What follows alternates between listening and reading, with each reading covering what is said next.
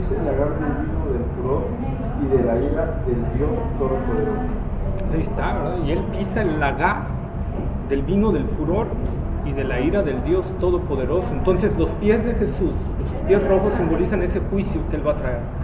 ¿Sí? Él va a exprimir toda la ira de Dios sobre este mundo. ¿Sí? Joel capítulo 3 versículos 12 y 13. Joel capítulo 3 versículos 12 al 14.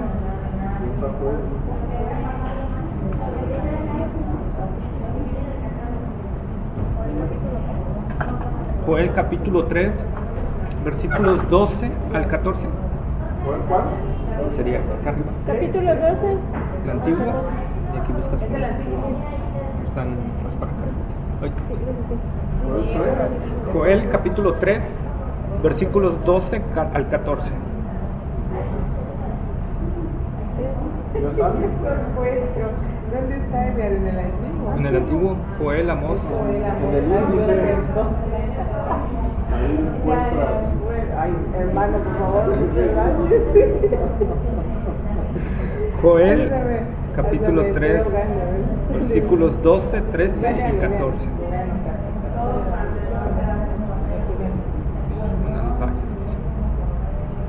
¿Ya? ¿Estamos así todos? Fue bien. Ok, dice. Despiértense las naciones y suban al valle que Josafat, porque allí me sentaré para juzgar a todas las naciones de alrededor. Echad la hoz, porque la mies está ya madura. Venid descender, porque el lagar está lleno. Rebosan las uvas, porque mucha es la maldad de ellos. Muchos pueblos en el valle de la decisión, porque cercano está el día de Jehová en el valle de la decisión. Ahí está otra profecía, ¿verdad? El lagar, ¿sí? Del valle de la ira de Dios. Dice, ya está lleno, ya está colmado. Eso es una profecía que se va a cumplir ya mero.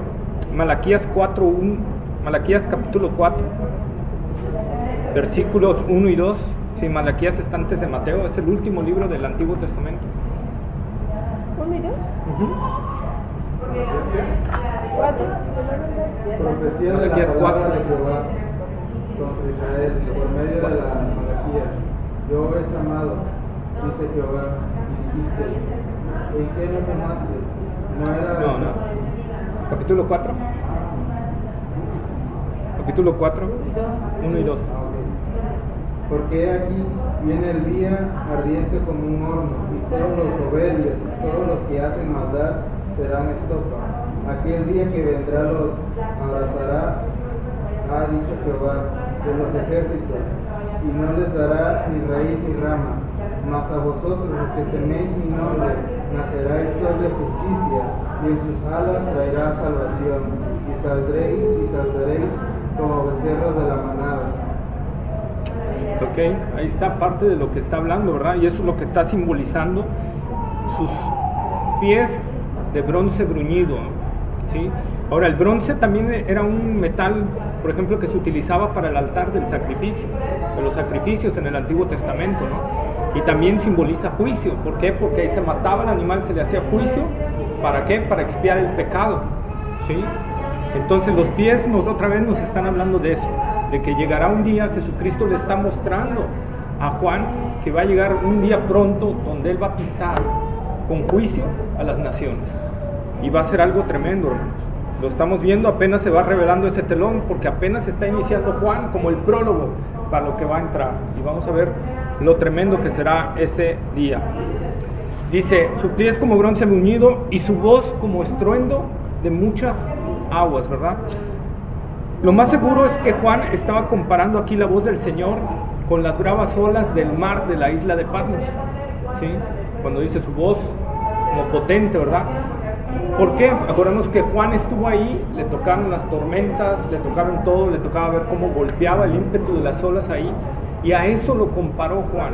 Juan no lo comparó con una catarata, no lo comparó con un río poderoso, sino lo está comparando con ese detalle, porque él, lo que él vivió exactamente. Cuando él recibe la revelación, él estaba ahí, en la isla de Patmos. Entonces, él comparó eso con la voz que estaba oyendo del Señor, ¿verdad? Potente y capaz de ensordecer, ¿verdad? Habla de una voz muy estruendosa, muy fuerte, ¿sí? Por ejemplo, vamos a Isaías 55, versículos 10 y 11, por favor.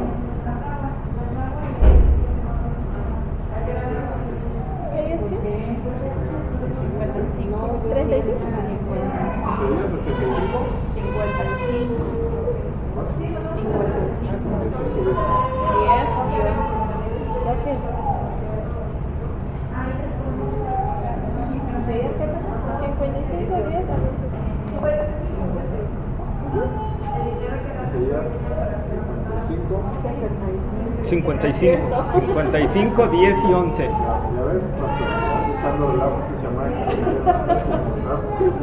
Es la tierra.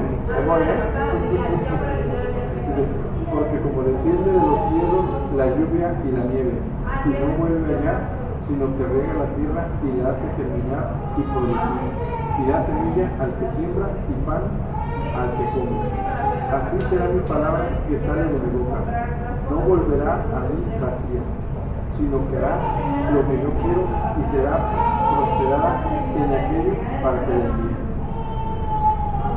Sí, ¿verdad? Entonces su voz potente, la voz potente del Señor, la voz que Él está hablando ahí, nos simboliza eso, la potencia que tiene la palabra de Dios para hacer las cosas. El mismo Señor dice, no volverá a mí vacía, sino hará todo aquello para el cual lo envíe, ¿verdad? Lo que Dios está diciendo aquí en su palabra y lo que Jesús le está revelando a Juan, es que esa voz potente que Él oyó, ¿verdad?, va a ser todo lo que le va a revelar en el libro de Apocalipsis. Que Juan no tuviera duda que esa voz y esa voz que habla de una firmeza, de una seguridad, de un señorío, ¿verdad?, que lo que va a recibir se va a cumplir, ¿sí? ¿Ok? Su voz, la voz del Señor, será inapelable, será incontenible, por eso nos habla de una voz poderosa, ¿verdad? En el tribunal de Cristo para la iglesia y en el juicio de gran trono blanco para el que no se convierte, ¿sí? Para la iglesia pasaremos por el tribunal de Cristo, un tribunal que no nos lleva a condenación, pero que sí nos lleva a reprimendas o a perder galardones, ¿no? Y lo vamos a ir viendo. Por ejemplo, un católico que llega a perder la salvación. ¿Un católico? Bueno, un católico no. Pero si es una persona que ha hecho en su creencia lo bueno delante de Dios, tampoco tiene la salvación. Sí, la salvación no es por obras. Es por gracia. Y la salvación tiene que ser una conversión hacia el Señor. O sea, hablamos que el cristianismo no es seguir una religión. Tú puedes seguir, por ejemplo, tú puedes seguir aquí, tú puedes estar aquí, oír, seguir las cosas que estás oyendo y no ser. Porque ¿qué es cristianismo? Bueno, ya lo vimos. ¿Cristianismo qué es? Es una forma de vida, un estilo de vida. No, va mucho más allá. Acuérdense lo que les he dicho. ¿Cristianismo qué es? Una nueva creación, una nueva naturaleza. Es Cristo dentro de nosotros. Eso es cristianismo. Cristo dentro de nosotros. Si Cristo no está morando en nosotros, tú puedes seguir externamente el cristianismo, no te vas a salvar.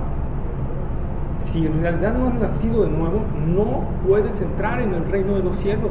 Acuérdense lo que vimos cuando Juan 3:3, cuando Nicodemo, ¿verdad? Que Jesús le dice, Nicodemo, si no naces de nuevo, no puedes ver el reino de Dios. ¿Y qué le dice Nicodemo? ¿Cómo puede hacerse esto, Señor? Siendo yo viejo.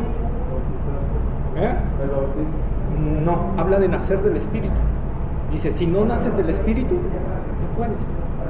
Entonces, eso es lo que tiene que venir a nuestra vida. Tiene que Cristo nacer dentro de nosotros. Si no, no es. No puede haber formulismo. Por eso las obras no nos pueden salvar. Porque necesita Cristo nacer dentro de nosotros. Ahora, ¿cómo nace Cristo dentro de nosotros? Cuando nos arrepentimos y depositamos nuestra confianza en Jesucristo como Señor y Salvador de nosotros. Dice Efesios, ¿verdad?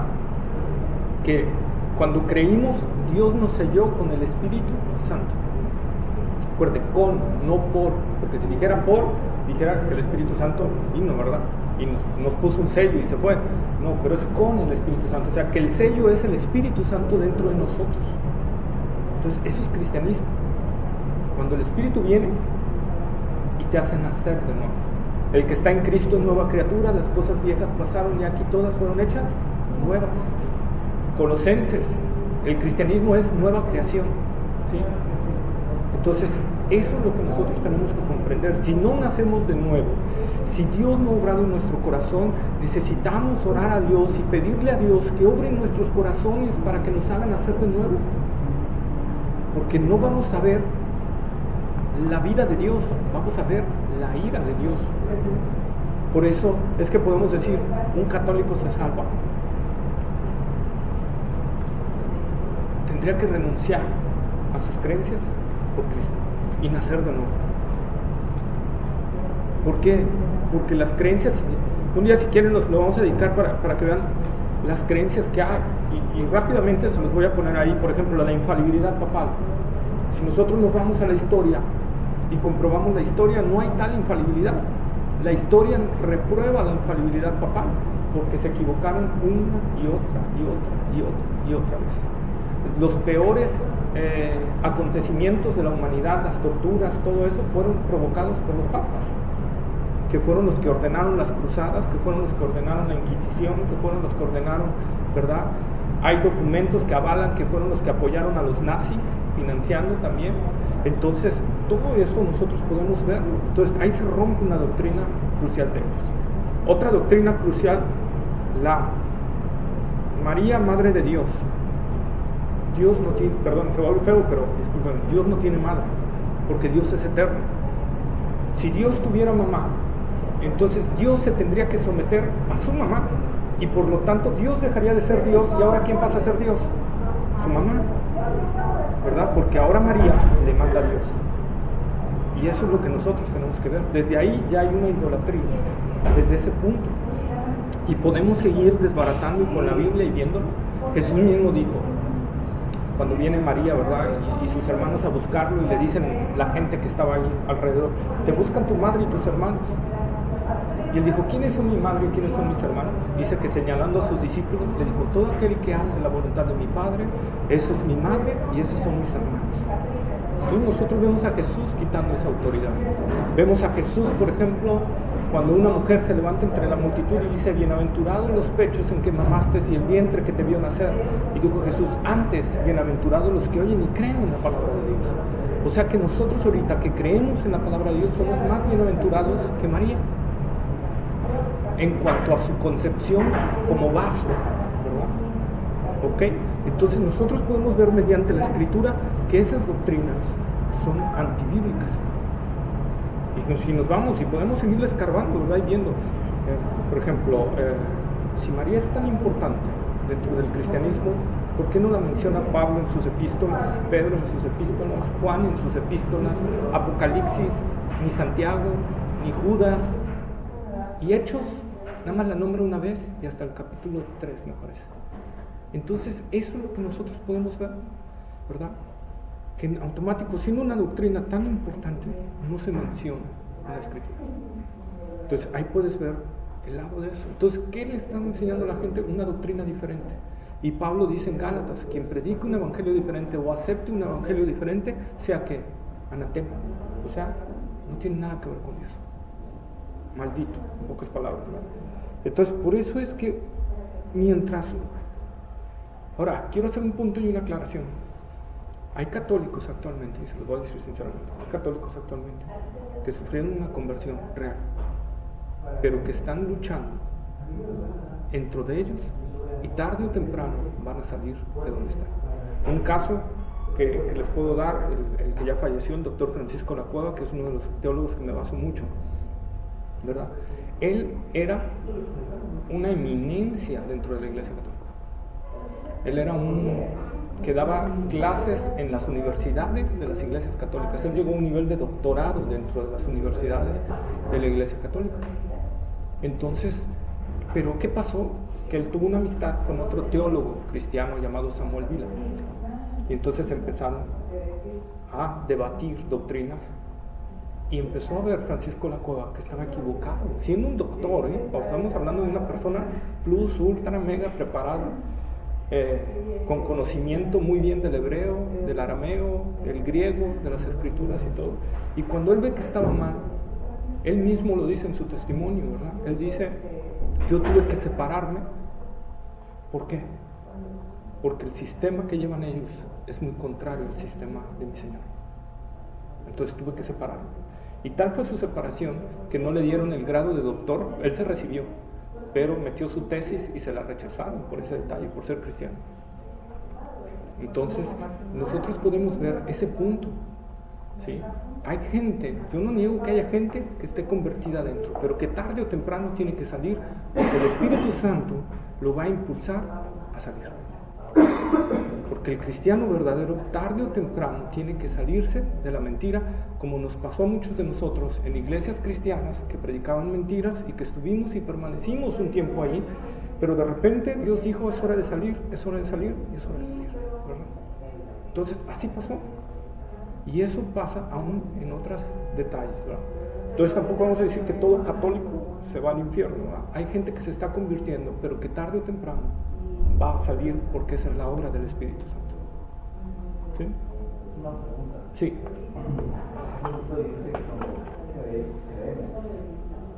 Dice la palabra que fuimos sellados por el Espíritu Santo. Pero a mí me llama la atención leyendo Hechos, hace unos días estaba leyendo Hechos, y habla Pablo, ¿no? Dice, nosotros somos testigos suyos de estas cosas, y también el Espíritu Santo, y ahí es donde viene la pregunta, el cual ha dado Dios a los que le obedecen. Claro. Entonces, a veces nosotros decimos, no, si te conviertes como un cristiano crees. Y yo me he preguntado, bueno, dice que te ha sellado el Espíritu Santo y él permanece, pero ¿qué pasa con una persona que cree y no obedece? Bueno, ajá, perdón. Porque ahí Pablo está hablando, Pedro está hablando de que se está manifestando el Espíritu Santo en ellos, pues están haciendo sanidades y eso, ¿no? Y siempre tiene esta duda, ¿no? O sea, ¿cómo es que el Espíritu Santo se manifiesta en una persona? ¿Cómo es que permanece en una persona que solamente creyó, pero realmente no obedece a la palabra? O sea, trata del cristianismo, pues como era antes del catolicismo, ¿no? Nada más por encima, ¿no? Sí. Entonces, si me da la impresión porque dice, viene solo sobre aquellos que obedecen. Ok. Ahí hay que analizar a qué se está refiriendo Pablo. Y en primer lugar, se está definiendo a los que le obedecen en qué sentido. Bueno, el llamado de Dios es que la gente se arrepienta y cree en su Hijo Jesucristo. Quien obedece a ese llamado,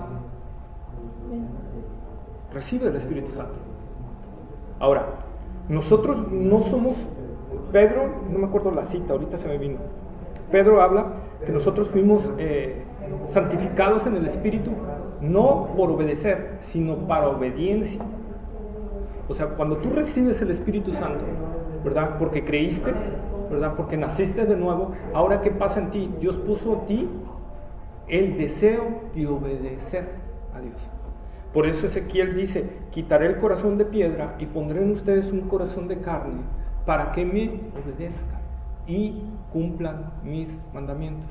El nuevo nacimiento provoca en ti el querer obedecer a Dios, aunque todavía tienes luchas con tu carne, por dentro tú tienes un deseo enorme de obedecer a Dios.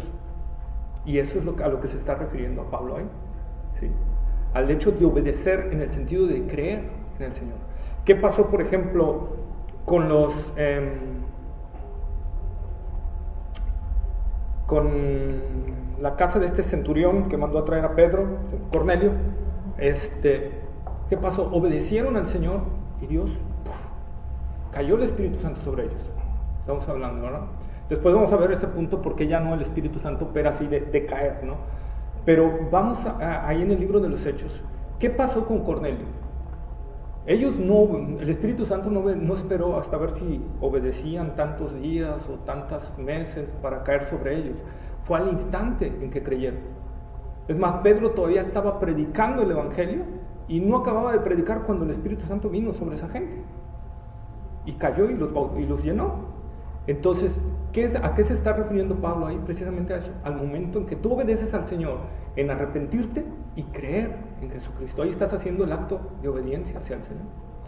Y ese es el acto de la conversión, ¿verdad? Ahora, no puedes arrepentirte si Dios no obra en ti primero. ¿Sí? Espero haber aclarado la duda. Si no, pues con todo gusto la escarbamos más. Pero entonces nosotros podemos ver qué es esa parte. Nosotros tenemos que nacer de nuevo. Prioridad, nacer de nuevo. ¿Cómo nazco de nuevo? Arrepintiéndome y creyendo en Jesucristo. Orando a Dios que produzca en mí esa salvación. Ahora, la salvación, no nos vamos a ponerlo así. ¿Se acuerdan? Cuando Pablo y Silas estaban presos en la cárcel, ¿verdad? Y vino el temblor y se abrieron las cárceles, ¿verdad? Y el cuidador de las celdas que estaba ahí, ¿qué iba a hacer? Se iba a matar, ¿verdad? Porque creyó que se le habían fugado los presos, ¿verdad? Le dice Pablo, no te mates, todos estamos aquí adentro. ¿Qué hace el carcelero de Filipos? ¿Qué hace en ese momento? Pues lleva a su casa, ¿no? No. Hacia Pablo, ¿no? ¿Mande? Hacia Pablo es algo, ¿no? Así es, va hacia Pablo y le dice, ¿qué necesito hacer para ser salvo? ¿Qué nació en el carcelero de Filipos? Una necesidad de ser salvo. Y ese es un principio de que Dios ya está operando en nosotros. Una necesidad de ser salvo. Eso es un principio, ¿verdad? ¿Y qué le dice Pablo? Pues mira, vas a hacer esta oración y vas a cumplir con esto y vas a hacer aquello y No, le dice, cree. ¿Por qué? Porque vio en el carcelero de Filipos que ya había en él una convicción de pecado, que necesitaba ser salvo, entendió que estaba perdido y que necesitaba la salvación. Entonces por eso Pablo no le dice arrepiéntete y cree en el Evangelio, sino nada más le dice cree en el Señor Jesucristo y serás salvo. Es el único paso que te hace falta, porque la convicción de pecado ya la tienes. Solo te hace falta que creas y descanses en el Señor. Entonces eso es lo que el Señor nos pide. Cuando uno hace eso, hay un nuevo nacimiento dentro de nosotros. Eso lo promete el Señor. Y Dios no falla. Si nosotros nos arrepentimos de nuestros pecados y entendemos que somos pecadores y entendemos que tenemos la necesidad de ser salvados, entonces puedo mirar al Cordero de Dios que fue inmolado por mí y decir, confío en ti, Señor, aquí estoy, ¿verdad? Entonces, pues seguimos con lo de la voz del Señor, si no hay más dudas, ¿verdad? Entonces esa voz nos habla también, una voz poderosa, una voz, ¿verdad?, que es firme, que es potente, que va a cumplir lo que se propone y que trae juicio también, ¿sí? También nos habla en cierta forma de Él como juez, un juez como es firme en sus decisiones, ¿no? Un juez no tambalea, Él es firme en sus decisiones. Entonces esa voz nos habla de esa firmeza en la decisión del Señor, tanto en el tribunal de Cristo como en el juicio del gran trono blanco, ¿verdad? En el tribunal de Cristo, repito, es para los cristianos, para los que han nacido de nuevo, y el juicio del gran trono blanco, ¿para quiénes? Para los que no. Ahora, el tribunal de Cristo es para probar la pureza con la que hicimos las cosas. ¿En qué sentido? El corazón. ¿En qué sentido? ¿Para qué hicimos lo que hicimos? Les pongo un ejemplo. Dios me va a probar aquí, si estoy aquí realmente para darle la gloria a Él, o estoy aquí porque yo quise ser maestro de la palabra. O para lucirme, ¿verdad? Que no creo porque no soy nada bueno, pero bueno. Entonces, ¿cuál? O para pedir diezmo, porque aquí ya vimos que no vamos a pedir. Pero esa es la función. Entonces Dios, acuérdense que vimos cómo eran sus ojos, como llama de fuego, ¿verdad? Como un láser poderoso que penetra en la profundidad del corazón y hace ver cuál fue la intención por la que tú hiciste eso. Dios no examina las obras, Dios examina la intención con la que hiciste esa obra, y eso va a ser probado por su fuego de Él. Y si dice, si permanece, es que lo hiciste para la gloria de Dios y vas a recibir una recompensa. Pero si no permanece, quiere decir que lo hiciste ¿para qué? Para ti. O para el hombre. O por ejemplo, Edgar, Sí. también hay cosas, ahorita hablamos de cosas buenas, que según la intención que tengan, bueno, será para gloriarte o porque realmente Dios puso ese sentimiento de nobleza, ¿no? Para con alguien. Pero también hay cosas que son malas, que haces cosas malas sin intención de hacerlas, porque hacer un daño, incluso una muerte. Por ejemplo, si tuvimos un accidente y mataste a alguien, pero que no fue tu culpa realmente, no iba serio, no te descuidaste, no te brincaste ninguna ley, ningún semáforo ni nada de eso, y matas a alguien porque se atravesó, porque iba corriendo, por lo que tú quieras y mandas. Digo, también esas son cosas que Dios se da cuenta que no fue tu intención o que no fue tu descuido, pero realmente lo mataste y hiciste mucho daño a la familia, ¿no? Así es. Entonces también eso Dios juzga ese corazón, ¿no? Que aunque fue algo malo, ve que tú no fue tu intención irlo a matar, ¿no? No, inclusive en el Antiguo Testamento nosotros podemos ver, si nos fuéramos al Antiguo Testamento, que cuando Dios les da la tierra prometida, la reparten, ¿no? Pero pide que por cada limitante de cada tribu, acordamos que se repartió en 12, ¿no? Toda la tierra de Canaán se repartió entre las 12 tribus de Israel. En cada tribu tenía que haber una ciudad de refugio.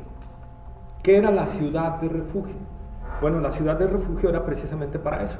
Si alguien mataba accidentalmente a alguien, tenía que correr inmediatamente a esa ciudad. ¿Por qué? Porque el familiar del que mató, ¿verdad?, podía perseguirlo, y si lo alcanzaba, lo mataba.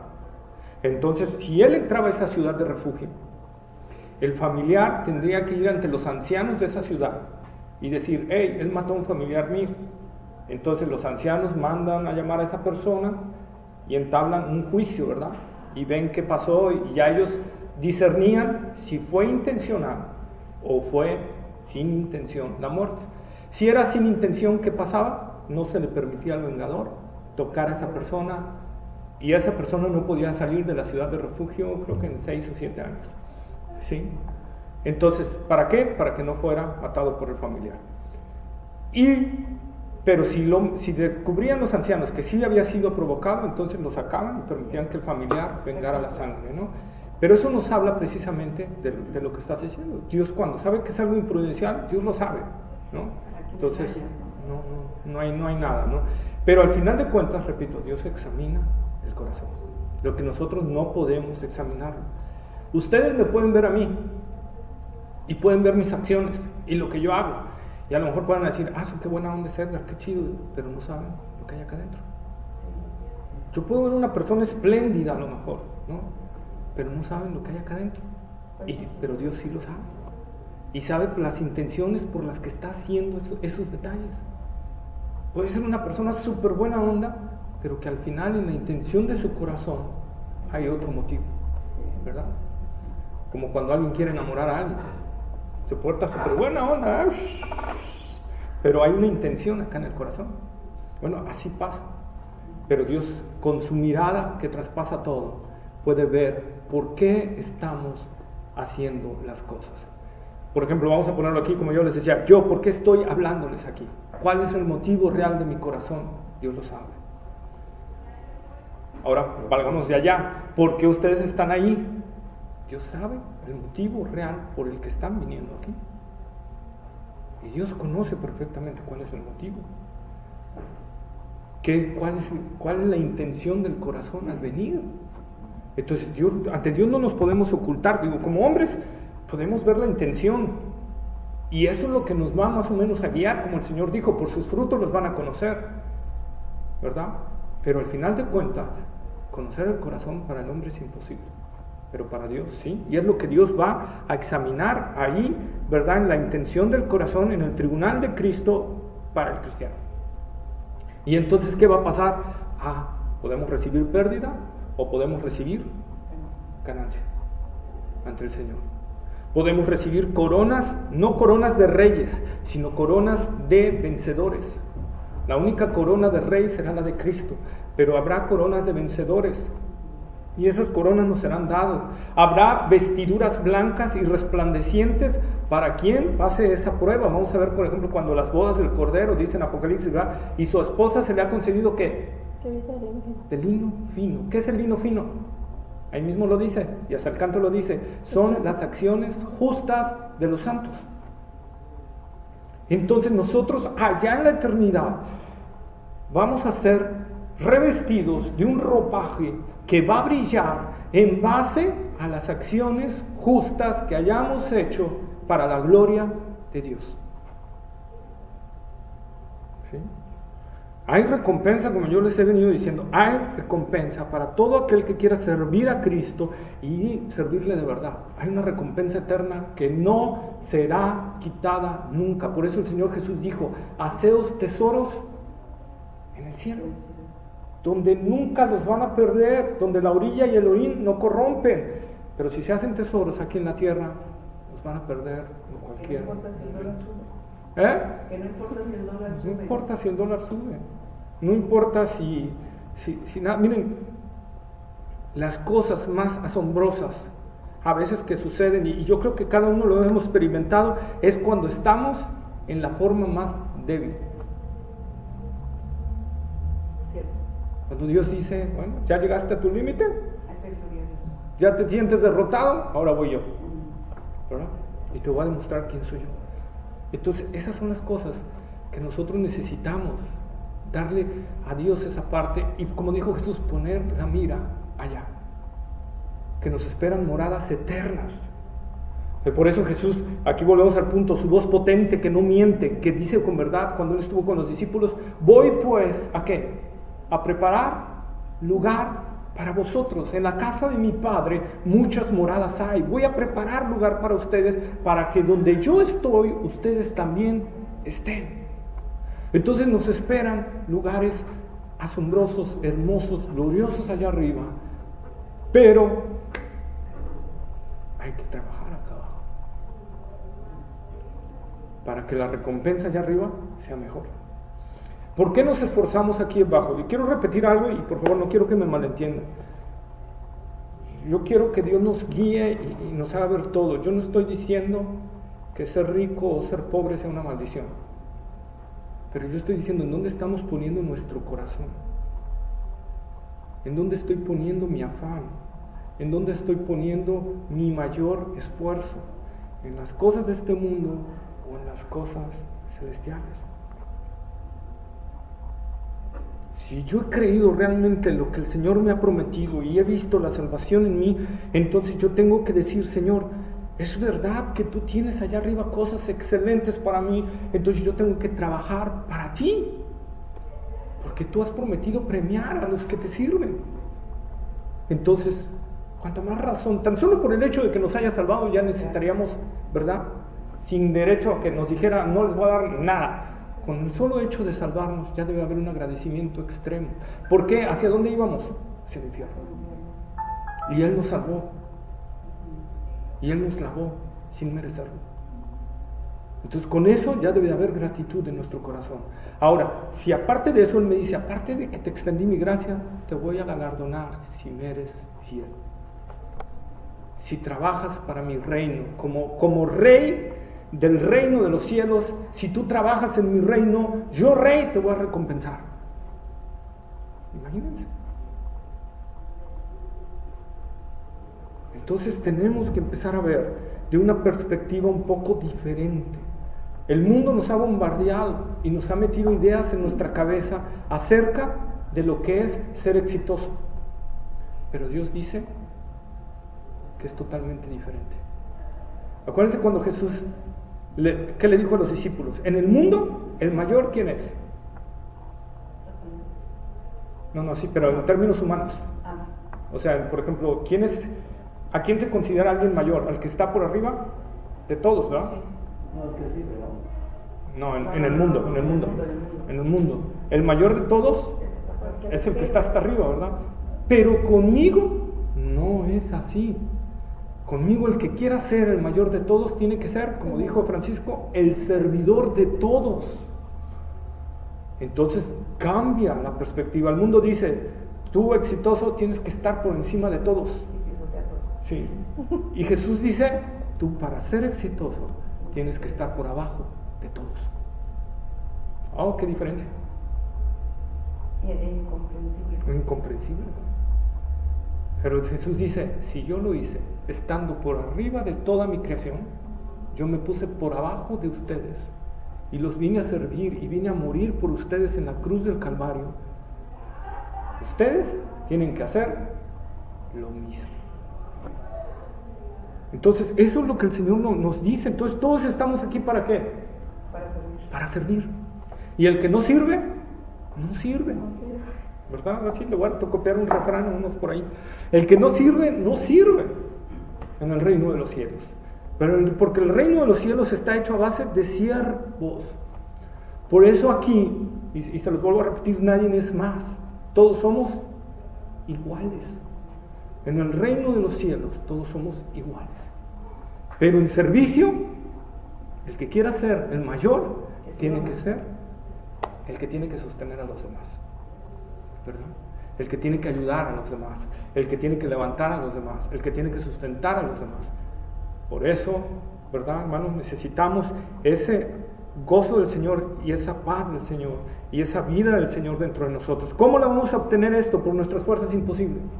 Necesitamos tener comunión con el Señor. Si yo tengo vida de oración y vida de lectura de la palabra de Dios, la vida de Cristo va a ser ¿qué? Fluida sobre mí. Pero si yo oro al Señor una vez cada semana, leo la Biblia una vez cada que vengo al estudio, ¿verdad? ¿Qué va a pasar? Pues la savia va a pasar una vez por semana. Entonces, ¿qué va a pasar con el papa? ¿Qué pasa con un pápano que toda una semana no recibe? Se va a empezar a debilitar, ¿verdad? Y a marchitar. Entonces, eso es lo que sucede. Muchos no tenemos victoria en nuestras áreas espirituales porque no tenemos comunión con el dador de la victoria, que es Cristo.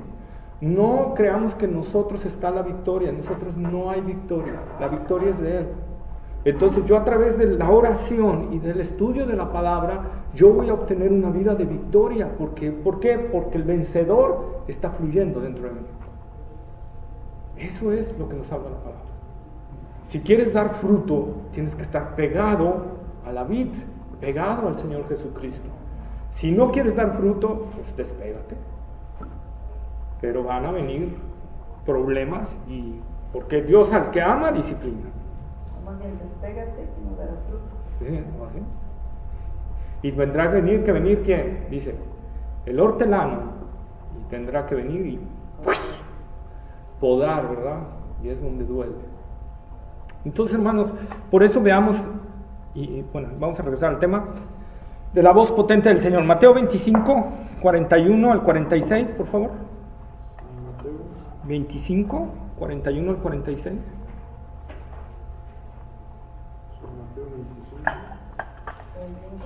41 al 46. 41 al 46. ¿Ya están? ¿Todos? Ya. ¿Ya? Ok, San Mateo 25, 41 dice: Entonces dirá también a los de la izquierda: apartaos de mí, malditos, al fuego eterno preparado para el diablo y sus ángeles. Porque tuve hambre y no me disteis de comer, tuve sed y no me disteis de beber, fui forastero y no me recogisteis, estuve desnudo y no me cubristeis, enfermo y en la cárcel y no me visitasteis. Entonces también ellos le responderán diciendo: Señor, ¿cuándo te vimos hambriento, sediento, forastero, desnudo, enfermo o en la cárcel y no te servimos? Entonces le responderá diciendo: de cierto os digo que en cuanto no lo hicisteis a uno de estos más pequeños, tampoco a mí lo hicisteis. E irán estos al castigo eterno y los justos a la vida eterna. A la vida eterna, ¿verdad? Aquí está hablando de un juicio que vamos a ver posteriormente, que es el juicio de las naciones. Después de que Cristo venga por segunda vez, ¿verdad? cuando ponga sus pies sobre la tierra otra vez, va a venir un juicio con las naciones. Y entonces, ¿por qué serán enjuiciadas las naciones? De acuerdo con lo que hicieron con su pueblo Israel.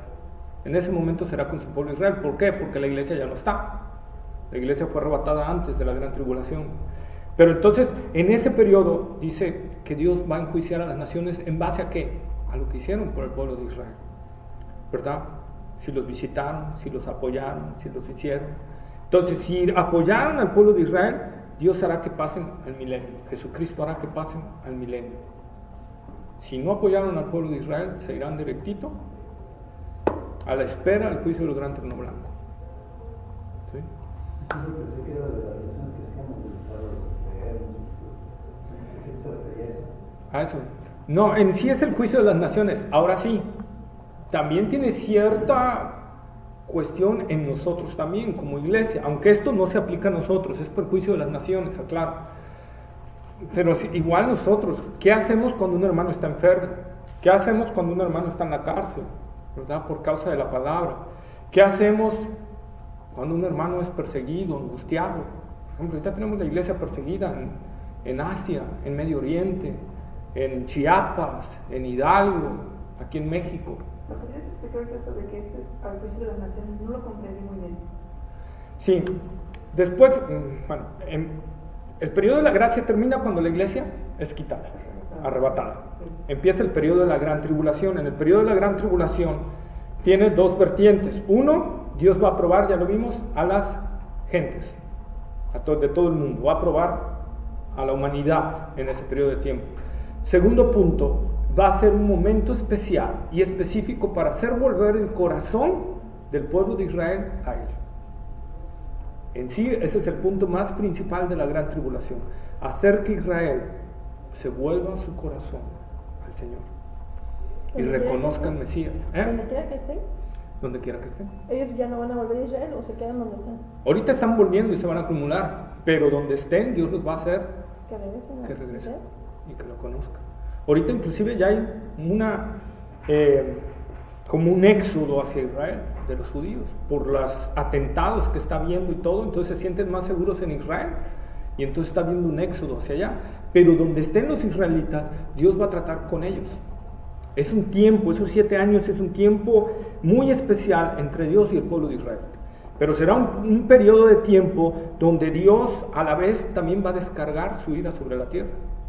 Y será un tiempo donde surja ese imperio que ya hemos hablado, mundial, que va a volver a surgir, donde una persona va a gobernar la mayor parte del mundo. ¿Sí? Y esa persona será un engendro de Satanás, dice la palabra de Dios. Hitler va a ser una cosa chiquitita comparado a este personaje. Porque él va a ser la manifestación de Satanás en persona.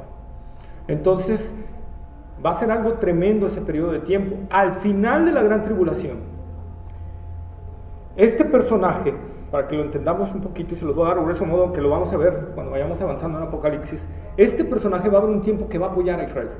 Este anticristo, hombre de pecado, inicuo, ¿verdad? Hijo de perdición, recibe esos nombres en la Escritura, va a apoyar un tiempo a Israel y le va a extender su mano, inclusive lo va a proteger contra otras naciones.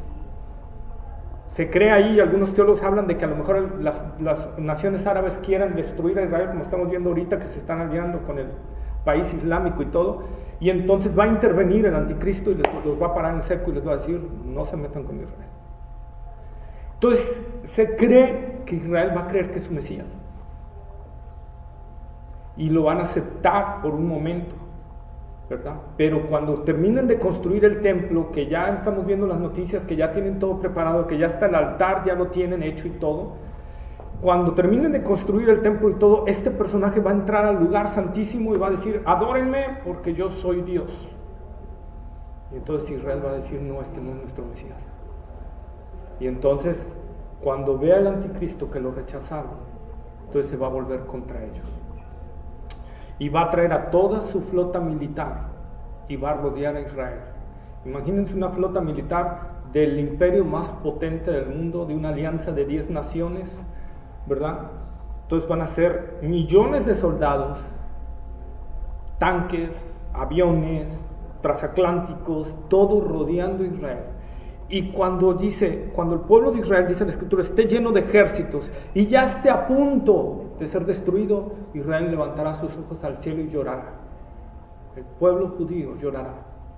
Y dice que en ese momento, la Escritura dice que los cielos serán abiertos. Y el Hijo del Hombre, con sus santos y sus ángeles, descenderá del cielo para hacer guerra contra las naciones que quisieron atacar a su pueblo. Entonces, aplasta esa rebelión, destruye a todos los soldados que está ahí, reposa él sobre el monte de los olivos y entonces llama a todas las naciones a cuentas y las jala. Y entonces dice, a ver, ustedes, ¿qué hicieron con mi pueblo? Y es a lo que se refiere el juicio de las naciones. Tuvieron hambre, no les diste de comer. Así es. Tuvieron sed y no les diste de beber. Estuvieron y no los visitaste. Entonces todo eso esa la base. ¿Para qué? Para que las naciones pasen al milenio o no pasen al milenio. ¿Sí? Entonces, si pasan al milenio, bueno, tendrán 1000 años donde Cristo va a gobernar en la tierra, con sus santos, con nosotros. ¿Sí? Y ya después veremos lo que pasa después de esos 1000 años. Pero ya, ¿se entendió el juicio de las naciones? Sí, perfecto. ¿Alguna duda? Entonces, ese es el juicio de las naciones. El otro juicio donde también se oirá la voz potente del Señor es en Apocalipsis, que ya vimos el juicio del gran trono blanco, Apocalipsis 20, versículos 11 al 15, por favor. 20, ¿cuál? 11 al 15. ¿Ya están? Sí. Dice, y vi un gran trono blanco y al que estaba sentado en él, de delante del cual huyeron la tierra y el cielo, y ningún lugar se encontró para ellos. Y vi a los muertos, grandes y pequeños, de pie ante Dios, y los libros fueron abiertos. Y otro libro fue abierto, el cual es el libro de la vida, y fueron juzgados los muertos por las cosas que estaban escritas en los libros, según sus obras. Y el mar entregó los muertos que había en él, y la muerte y el Hades entregaron los muertos que había en ellos, y fueron juzgados cada uno según sus obras. Y la muerte y el Hades fueron lanzados al lago de fuegos. Esta es la muerte segunda, y el que no se halló inscrito en el libro de la vida fue lanzado al lago de fuego. Entonces, ese es el juicio del gran trono blanco. Dice que los libros serán abiertos, ¿verdad? Dios, no es que haya libros en el cielo, claro, ¿eh? No están los ángeles ahí escribiendo todo lo que haces, ¿verdad? Ya hay computador. Ya hay computadora. No, es un simbolismo para que entendamos que a Dios no se le va a pasar absolutamente ninguna acción que hicimos desde que nacimos hasta que morimos. Nada va a pasar. ¿Sí? Y entonces, ¿qué va a pasar en ese lado? Dice que los libros van a ser abiertos. Y entonces ahí se nos va a publicar lo que hicimos en nuestra vida. De tal manera que nadie va a poder decir, Señor, eres injusto al mandarme al lago de fuego. Nadie va a poder hacerlo. Porque en ese momento su conciencia lo va a acusar. Con Dios tenemos a un juez vivo. Y que no se va a tentar la mano. Que Él dice, no doy por inocente al que es culpable. Entonces, si yo parto de esta vida sin nacer de nuevo, esa voz potente que oyó Juan, ¿verdad? Ahí en la isla de Patmos, esa misma voz la oiremos para decir, ¿cómo dice? Maldito al lago de fuego y azufre. Y será por los siglos de los siglos de los siglos que vas a habitar allí si llegamos a caer en ese lugar. Y Dios no nos va a sacar de ahí. El único que podría sacarnos de ahí es Dios, y Dios no lo va a hacer. Entonces será un tormento eterno. Por eso, les repito, por eso vino Cristo a morir en la cruz, porque no había opción para nosotros. No había forma de salvarnos, no había nadie que pudiera declararse justo delante de Dios, y por eso Cristo vino a morir en la cruz. Dios se hizo hombre, se hizo criatura para poder pagar por nosotros en la cruz del Calvario. ¿Por qué Dios se tuvo que hacer criatura? ¿Por qué no permitió que un hombre pagara por nosotros? Porque un pecador no puede pagar por un pecador. Y que además tenía que ser Dios el que viniera a morir por nosotros, porque nadie, ningún ser humano, ni los ángeles pueden soportar la ira de Dios. Y Jesús tuvo que soportar la ira de Dios en la cruz del Calvario. Jesús tuvo que soportarlo. Muchos dicen que Jesús en el monte Getsemaní, cuando, ¿verdad?, su sudor era como grandes gotas de sangre, era porque iba a ir a la cruz. No era porque iba a ir a la cruz, era porque tenía que soportar la ira de Dios en la cruz. Eso es lo que preocupaba a Jesús. Por eso se angustió tanto. Sí, porque había otros hombres que ya habían muerto de esa manera, ¿no? Así es. Entonces, no era lo que le aterraba, lo que aterraba era la ira de su padre. Era la ira de su padre, soportar la ira de Dios. Y como él era Dios, conocía cuál era la ira de Dios. Sí, porque nosotros no tenemos ni idea, la verdad. Lo oímos y lo estamos leyendo, sin embargo, yo creo que nos quedamos cortos a lo que realmente va a pasar. Así es. Entonces, eso es lo que soportó Cristo. Por eso Él tenía que venir. Y por eso Él pagó en la cruz del Calvario, para que nosotros tuviéramos una oportunidad de salvarnos.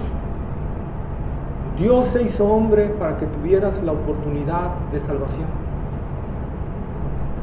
Y es la única opción que tienes para salvarte de la ira de Dios, que vendrá en el juicio del gran trono blanco. ¿La cuenta?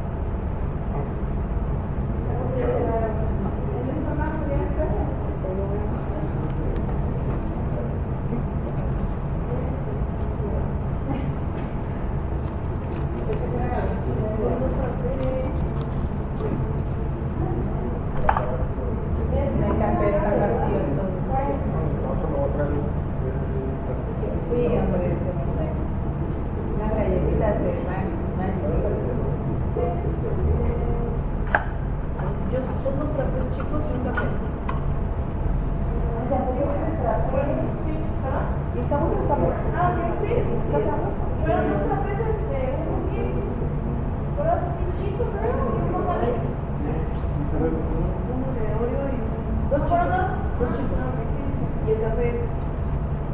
¿Eso también? Sí.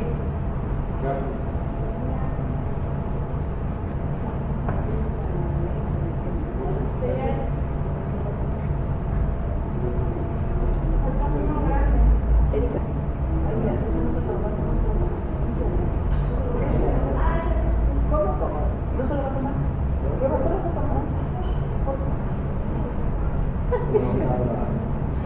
Bueno, entonces, Ay, gracias.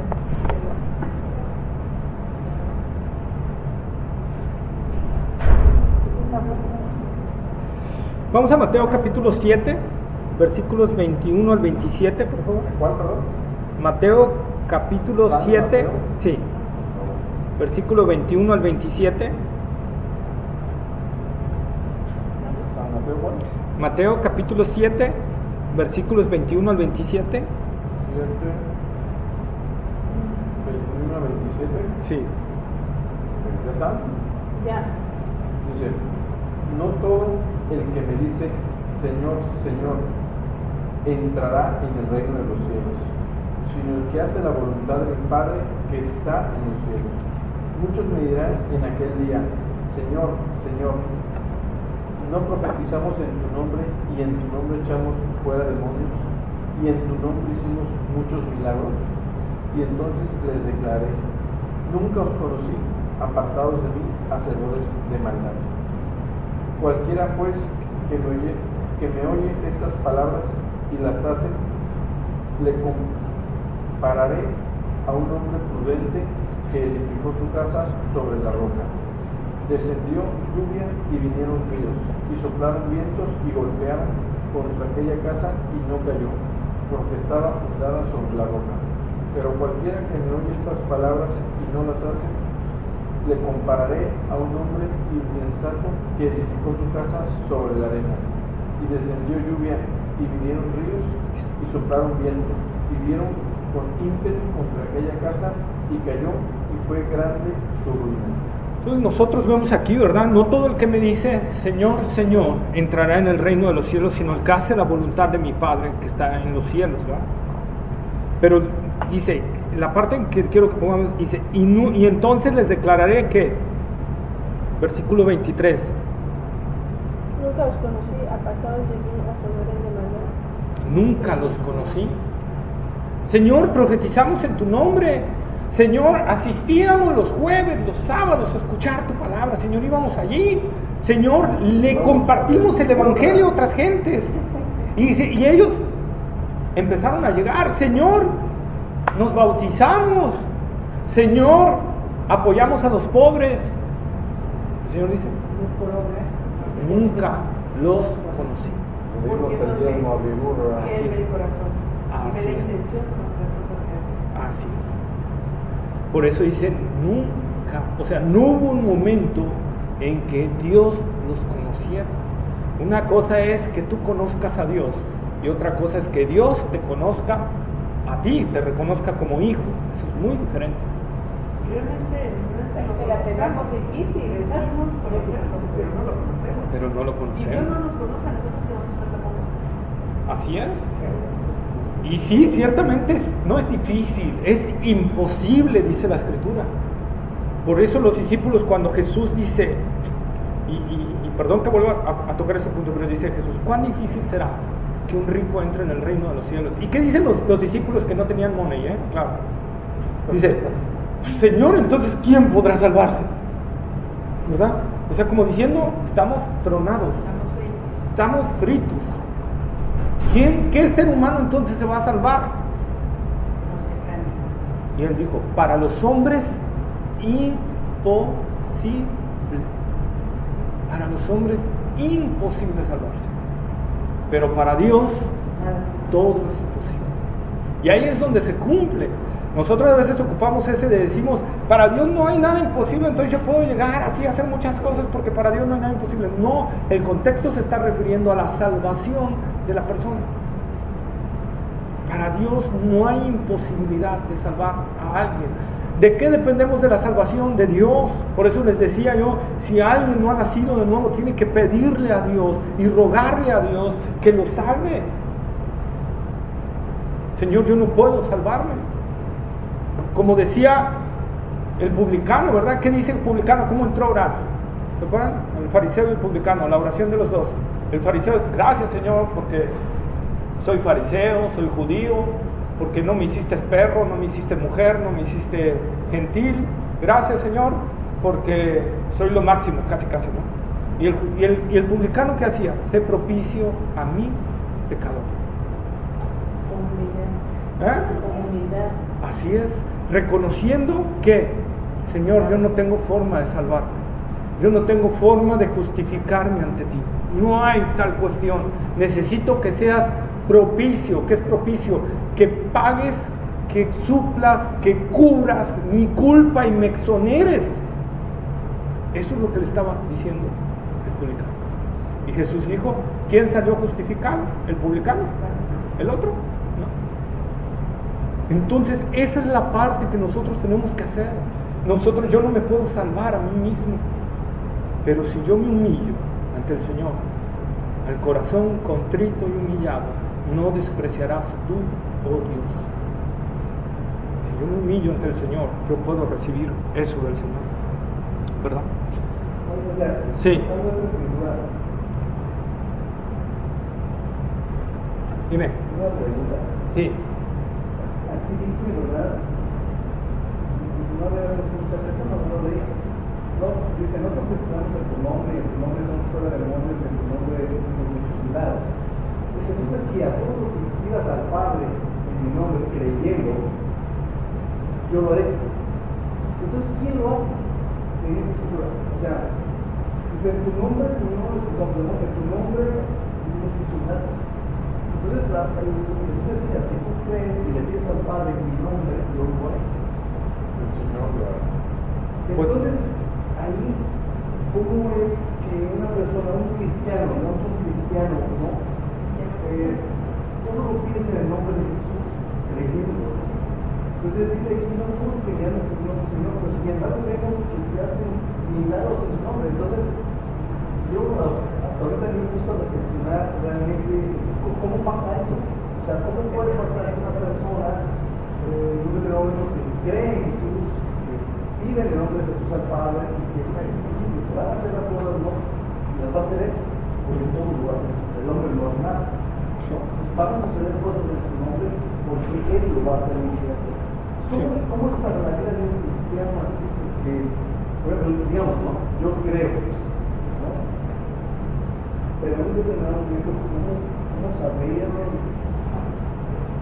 Ahí hay dos cuestiones que hay que tomar en cuenta. Una, en cuanto al término cristiano, cuando Jesús dice, todo lo que pidas al Padre en mi nombre, lo van a recibir. Ahí no significa, la palabra, siempre que encontramos en la Escritura, todo, tiene limitantes. No es todo, sino es limitante, ¿sí? ¿Por qué? Porque todo, imagínate que yo digo, pues, Señor, quiero ser Dios en el nombre de Jesús. ¿Dios me lo va a conceder? Jamás. Entonces, quiero sacar el melate. No. Entonces, no pasa. Entonces, lo explico por qué. Porque tenemos que ver todos los textos que hablan sobre eso. Y entonces el Señor dice, en Santiago dice que todo lo que pidamos al Señor conforme a su voluntad, Él nos oye. Entonces ya ahí complementas el texto que habla. Eso es en cuanto al término de pedir.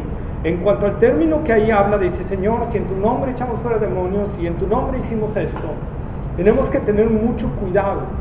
¿En qué sentido? En el Jesús que predicamos. Si yo predico un Jesús diferente al Jesús de la Biblia, yo no estoy predicando al verdadero Jesús. Por lo tanto, por ahí se puede aprovechar el enemigo, porque el enemigo también sabe hacer señales, milagros y prodigios. Y hasta las lenguas. Y hasta las lenguas. Es un imitador excelente. El mejor imitador que hay en este mundo se llama Satanás. Entonces, y les voy a probar un poco. Cuando Pablo iba en Hechos, ¿verdad? ¿Quién venía atrás de él? Que dice que iba y que ya lo traía harto. ¿Era una qué? Una divina. Y Pablo ya hasta que lo hartó, se volteó y le dijo, espíritu de adivinación, fuera de su vida. Y ¡pum! Se va. Lo que ella adivinaba era cierto, se cumplía y le daba muchas ganancias a sus dueños. ¿Eso qué quiere decir? ¿Que era el Espíritu Santo obrando en esa persona? No, era un espíritu de adivinación. Entonces Satanás tiene poder, hermanos. Satanás no es como te lo pintan. Hay muchas iglesias que dicen es un león chimuelo, sin uñas, no es cierto. Eso no es cierto. ¿Sí? Él es un ser para nosotros sumamente poderoso. Para nosotros. Para Dios no es nada, pero para nosotros sí. Es de los ángeles más poderosos que hay, porque Dios lo creó así, el más excelso de todos los ángeles. Entonces cuando por ejemplo dice y los demonios escuchan su nombre y tiemblan, entonces cuando tú dices algo en el nombre de Jesús, entonces tiemblan o hacen las cosas como imitadores. Bueno, cuando los demonios escuchan el nombre de Jesús, o por la palabra real ahí en Santiago dice, los demonios también creen y tiemblan. O sea, saben quién es Jesús y tiemblan ante su señorío, pero de Jesús. Ahora, yo, cuando Cristo viene y me da la autoridad, puedo decirle a Satanás, aléjate en el nombre de Jesús. Pero puedo decirle, o sea, voy a entablar una pelea defensiva con él, no una pelea ofensiva, claro, O sea, yo no voy a andar buscando a Satanás por todos lados, y como algunos hacen por ahí, ¿verdad? Y Satanás, ven a mí y órale, nos vamos a echar un tiro, y eso no. Pero si yo empiezo a ver que Satanás está obrando en mi casa, entonces yo tengo que luchar, ¿cómo? En oración. Pidiéndole a Dios, como dice Santiago, someteos a Dios, resistid al diablo, habla de una acción defensiva y huirá de vosotros. Pero lleva una acción ¿qué? De someterme a Dios, a su señorío, a su voluntad, de resistir, aguantar el ataque, el embate del enemigo, ¿verdad? ¿Eso qué significa? Que va a haber un tiempo de lucha. No quiere decir que por aquí oro a Dios y por aquí el diablo se va. No, va a haber un tiempo de lucha. Y cuando Dios determine en qué momento, Satanás huirá. Esa es la guerra espiritual real. Pero eso es a lo que estamos diciendo. Los demonios no nos tienen miedo a nosotros. Los demonios le tienen miedo a Cristo. Si Cristo está en mí, Satanás no me puede tocar por Cristo, porque Cristo está en mí, a menos que le dé autoridad. ¿Quién? El Padre, como fue en el caso de Pedro. Pedro, Satanás te ha pedido para zarandearte, pero yo he rogado para que tu fe no falte. O como Job. ¿Quién fue el que permitió que tocara a Job? Dios. Entonces Dios a veces va a permitir que Satanás toque nuestras vidas, y lo va a hacer ¿con el fin de qué? De purificar nuestra fe. Entonces, pero tenemos que tener mucho cuidado en eso. Satanás es muy astuto. Le repito, es el más inteligente de todos los ángeles, el más poderoso de todos los ángeles, porque así lo creó Dios. Lo creó como el más hermoso, era una creación excelente en ángel. Pero de ahí surgió su soberbia y vanidad. Dice Jesucristo, cuando habla de mentira, de suyo habla. Él es el inventor de la mentira, es más. Entonces es el padre de toda mentira. Por eso tenemos que tener mucho cuidado. ¿Qué pasó con estos discípulos que decían, Señor, si en tu nombre echamos fuera demonios? Satanás, engañándolos con un Cristo falso, y les decía a los demonios que estaban en el otro, sálganse, váyanse, háganle de creer que este cuate está sacando en el nombre de Jesús. ¿Por qué? Porque los tienen engañado con un Jesús falso. ¿Qué sucede en denominaciones falsas? Por eso el movimiento que hoy vemos mucho de carismatismo, de gente que predica falsa doctrina, pero que hay sanidades, hay milagros. Por ejemplo, hubo un evento en la ciudad de Cancún, donde una misionera, a mí me constó, que le escribió al que estaba armando ese evento, y le dijo, hermano, tenga cuidado con esta persona que invitó, porque está considerado como hereje en la nación de donde viene. ¿Y qué contestó el pastor de ahí? Mira, yo no sé si es hereje o no es hereje, solo sé que hace milagros, prodigios y señales, y eso significa que Dios está con él. No me importa la doctrina. Pácatelas.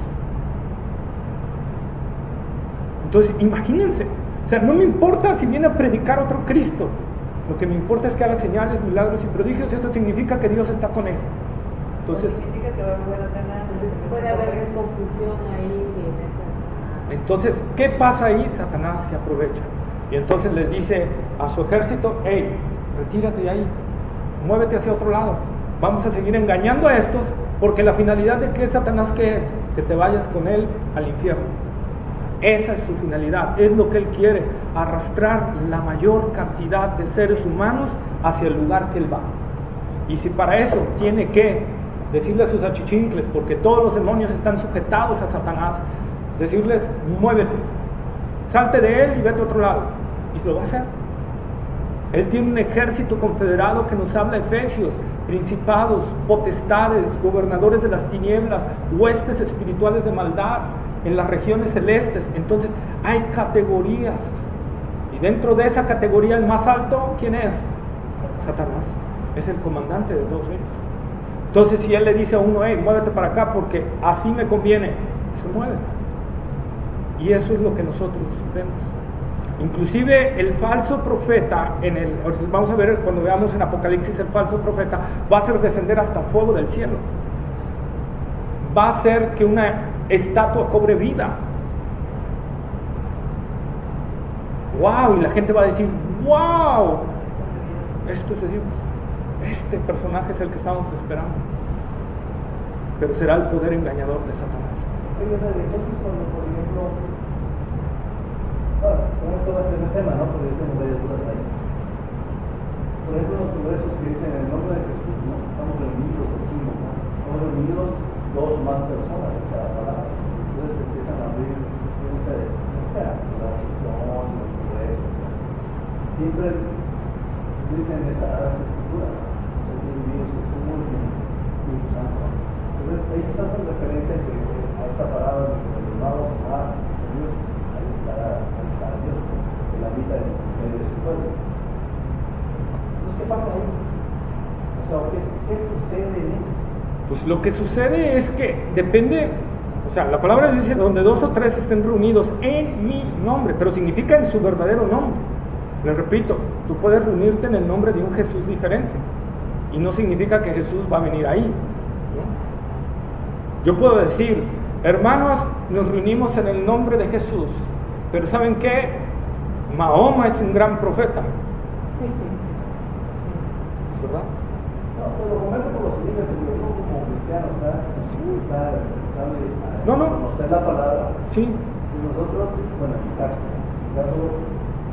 pues no, digamos que Jesús, y escucho nombrar a Jesús, ¿no? Y creo que todos nombramos a Jesús de Nazaret, ¿no? Sí. Pedro decía Jesús de Nazaret, lo hacía con los discípulos de Berea, ¿no?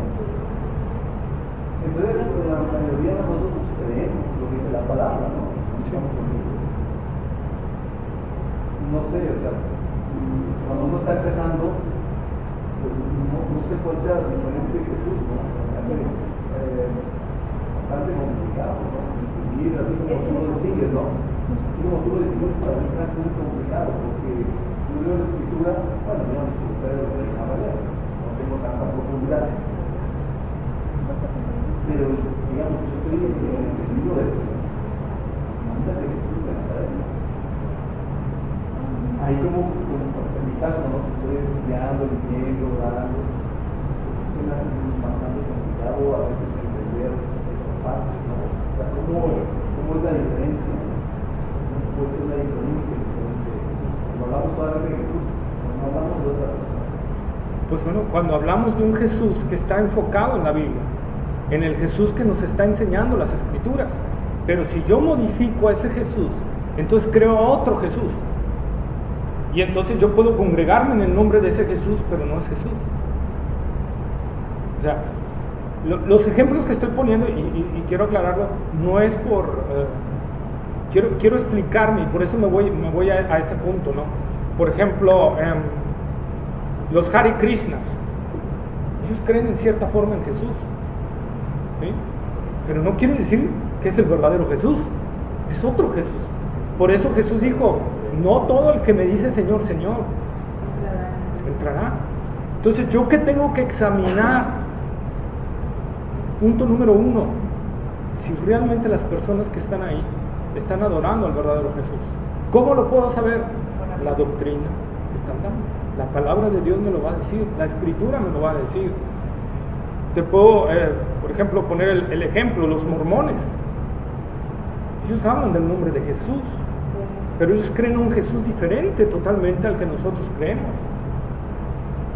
Es más, ellos creen en un Dios diferente al que nosotros creemos, porque ellos creen en un Dios de carne y hueso, y un Dios que siguió las doctrinas mormonas, y que por lo tanto un Dios mormón, que a su vez está por arriba de Jehová, le asignó el planeta Tierra. Entonces ya estamos hablando de un Jesús, de un Dios diferente. Y ellos se reúnen en el nombre de Jesús, son los santos de Jesucristo de los últimos días. Pero no quiere decir que se están reuniendo en el nombre de Jesucristo en realidad, sino en el nombre de un Cristo falso. Por eso dijo Jesús, si otro viene en mi nombre, a él van a oír. Y Jesús habló en Mateo 24, nosotros podemos ver, dice, antes de que yo venga, vendrán falsos Cristos. Y no solo se está refiriendo a personas que van a decir, yo soy Cristo, sino vendrán ¿qué? Falsas creencias de un Cristo falso. Y es a lo que se está refiriendo. Si yo creo en un Cristo que no es el Cristo de la Biblia, yo no soy salvo. Yo tengo que creer en el Cristo que me habla la Escritura. Y es ahí, por eso les repito, podemos decir, yo me reúno en el nombre de Cristo, pero ¿de qué Cristo? ¿De cuál Cristo te reúnes? No, pues nos reunimos en el nombre de Cristo, el Cristo de la Biblia. A ver, platícame tu doctrina.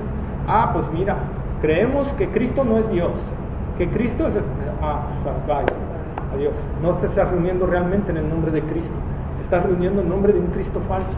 ¿Y los testigos de Jehová que mencionan a Cristo? Por eso lo que digo, Es no, falso, es ¿no? falso, porque no están creyendo en la divinidad de Jesucristo, entonces están creyendo en un Cristo diferente. Y los judíos están todavía peor, ¿verdad? Lo reconocen. Los judíos ni lo reconocen. Entonces los judíos que se mueran sin reconocer a Cristo no se van a ir al cielo, ¿verdad? Claro. Porque hay muchos hoy en día también cristianos que están diciendo que el judío se va al cielo. No, señores. Si el judío no reconoce a Cristo como Señor y Salvador, no se va al cielo, se va al infierno. Nadie puede llegar al Padre si no pregunta a su Hijo Jesucristo. Así es. Es el camino, la verdad, la vida. La Biblia. Cuando Romanos dice que al final todo Israel será salvo, se está refiriendo al Israel que quede antes de que Cristo descienda. Ese remanente que quede, ese va a ser salvo. ¿Por qué? Porque va a confiar en Cristo. Esa es la realidad. Entonces ahí es donde se cumple. Creer todas esas promesas y adoptarlas. Y creer en el Cristo que nos está hablando la Biblia. Por eso, ejemplos de lo que piensas hay muchos, ¿no? Hace rato tú decías de la doctrina, la forma en que lleva la Iglesia Católica. Es lo mismo, se ven en el nombre de Dios Padre, Dios Hijo y Dios Espíritu Santo, pero te meten a la Virgen María, la Virgen de Guadalupe, San Ese, San Fulano, San Mengano, San Perengano. Y todavía los santos que se En mueren. cuentas, es lo mismo. Hasta en la Biblia, para Así es. empezar. Pues se están olvidando el nombre de Dios Padre, Dios Hijo y Dios Espíritu Santo, pero es otra doctrina también. así es un Dios y un Cristo diferente. Entonces, no es nada más el decir me reúno en el nombre de Cristo, sino realmente que se esté haciendo en el nombre de Cristo.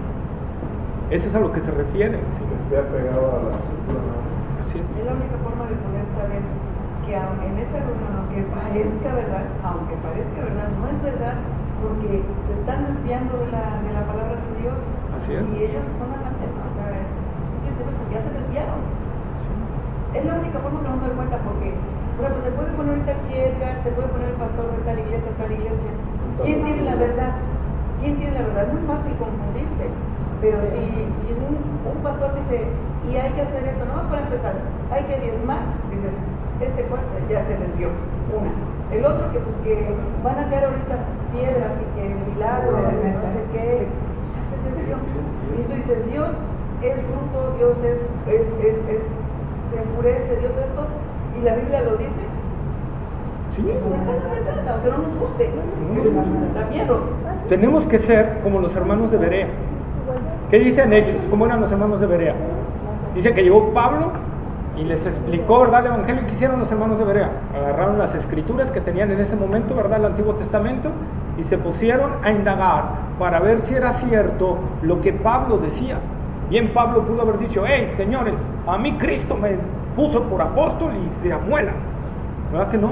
Ellos dijeron, espéranos, Pablo, tenemos que ver en la escritura si es cierto lo que nos estás diciendo. Esa debe ser la actitud de todo cristiano, aún de ustedes hacia mí. No deben de creer todo lo que digo, deben de indagarlo en la escritura. Siempre. Acuérdense de ese dicho y se los voy a postular siempre. Maldito el hombre que confía en el hombre. Y eso habla de una confianza ciega, no de que no confiemos en alguien, sino una confianza ciega. Ahí nosotros tenemos una confianza ciega en No. Por eso es lo que digo. Hay gente, no, es que en serio, hay gente que sigue ciegamente a su pastor. Ya está bien. Y al único que debemos de seguir ciegamente Es a Dios. es a él. Sí, Nada más. Nada más. De ahí a nadie más. Ese lugar nadie lo ocupa. Nadie. Es fácil. Digo. Entonces no sé si estuvo aclarada la duda o... Pero Sí, o sea, la conclusión, por ejemplo, del catolicismo, del mormonismo, o sea, sí, yo me refería a las propias iglesias cristianas que hoy en día hay, ¿no? Porque la vez pasada platicamos de ese tiempo, ¿no? Hay muchos pastores internacionales que son, vaya, las iglesias cristianas, a esas me refería. No a los testigos, no a los, o sea, no a los que ya sabemos, ¿no? No a los católicos, no a los budistas. Sí, eso sí, yo te decía, por ejemplo, algunos pastores que hemos comentado, ¿no? Sí. Tienen un montón de libros, que tienen un montón de gente, iglesias internacionales. A eso me refería, ¿no? Sí. O sea, Los brasileños, por ejemplo. cristiano, tú escuchas lo mismo, ¿no? O sea, con otras palabras, porque tu forma de hablar es diferente, tu cultura es diferente, los tres es diferente, ¿no? Pero o sea, no todos hablamos exactamente la misma frase, ¿no? así es. A eso Pero me refería a eso. el punto ahí nada más es el título. Por ejemplo, supongamos que los testigos se quitan el título de testigos de Jehová y se ponen iglesia evangélica.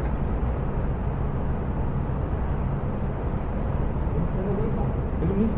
Están siguiendo su misma doctrina. Nada más cambiaron el eslogan. Ponle las iglesias cristianas que hay de esos apóstoles y profetas y Bueno, todo. ¿y la iglesia debe de sufrir? También pare de mentir, exactamente. O sea, ponle ahí paz. Es que yo estuve ahí Tan 5 solo meses en las engañada. iglesias que se dicen cristianas, ¿no? Viene el apóstol fulanito de tal. Primer mentira.